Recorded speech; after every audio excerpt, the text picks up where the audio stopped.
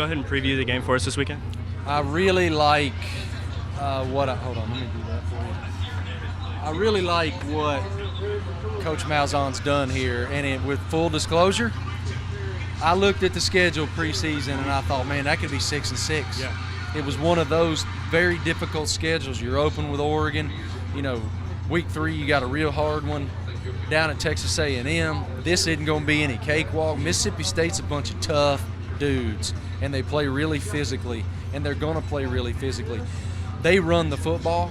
I don't know if they're going to be able to run the football against Derek Brown and them boys, because that's one of the best defensive fronts in the country, and Coach Steele's going to be dialing it up to go get after some quarterbacks that are a little bit banged up. Tommy Stevens, we still don't really know about his health, really. And, of course, Schrader is a freshman. Not really playing like one, but he's a freshman. So I expect a really good physical game, and I'd give a slight nod to the Tigers. So you spoke on the defensive line. What have you seen from them so far this season that makes you so excited to watch this matchup? So aggressive and so physical, and it all starts with Brown. He's such a physical presence. He decided to come back to school. He could have gone off to the NFL and gone ahead and started that journey. But he wanted to come back. He wanted to play with little brother and really establish his legacy here and build something really special. And I marvel at him. If he's not the best defensive lineman in the country, he's right there in that conversation. So you talk about the best defensive lineman in the country. You got guys like Chase Young up at Ohio State. How do you see Derek Brown matching up against a guy like that? Young's a physical freak and can do a whole lot of things with his speed and his size and all of that. Where I see Derek being different is just sheer brute strength. I mean, you saw what he did to A&M's line. People don't do that to Texas A&M's line. And that's what's so exciting to me. He's NFL ready right now. Plug him in somewhere, man. So shifting to the offense, what have you seen from this freshman quarterback that everybody's been talking about? We just talked to Tebow about him. What have you seen from him that you like?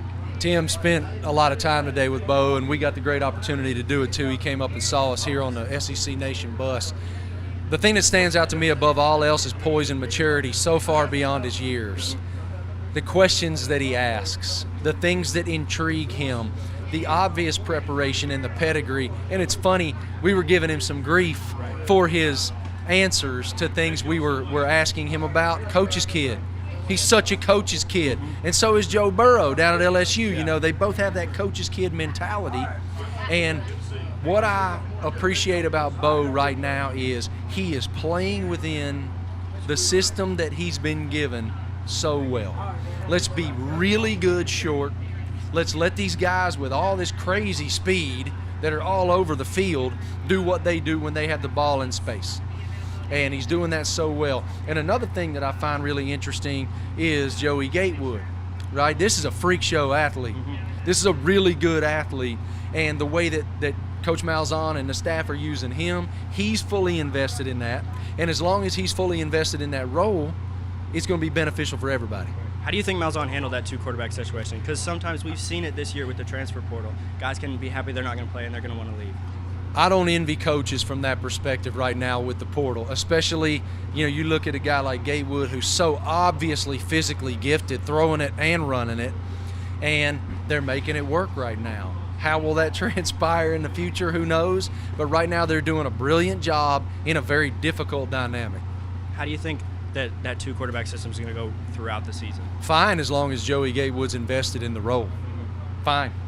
So looking at the offense, do you think the running game is really what's been driving Auburn, or do you think that's sort of a headline that's been pushed out there? And Bo Nix, he's been playing well, but his stat line hasn't really shown as much. No, he's most adept with these really short passes. He's not very adept right now going vertical.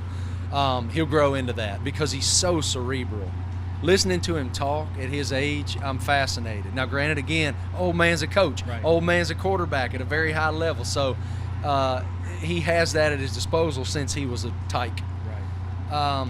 But I like Auburn's offense. I do believe that the running game is overshadowed because you have this true freshman with all this pedigree behind center. And he beat Oregon after an erratic first half. He settled down a little bit and played really well. Comes out again. Last week I was so impressed with him. That is a hard place to play, man. 12th man's a real thing. Go in there, manage it, play well, execute what you're asked to execute, and win. And if you're winning, right. So Auburn is known for having certain guys throughout. Like, you look at the good Auburn teams, obviously you had Cam and Zachary, and then you had Nick Marshall, Sammy Coates, Trey Mason. Do you think Bo Nix, Boobie Whitlow, Seth Williams can be one of those guys, and even Anthony Schwartz too? I think they can, but I think that the running backs have to kind of take another step. You're exactly right. Every great Auburn team had that 2 and or 3-headed monster. And they have the talent right now, there's no question. But I think that the backfield could take another step, and if that happens, settle down around here on the plains, son. What do you think is the ceiling for Auburn this year?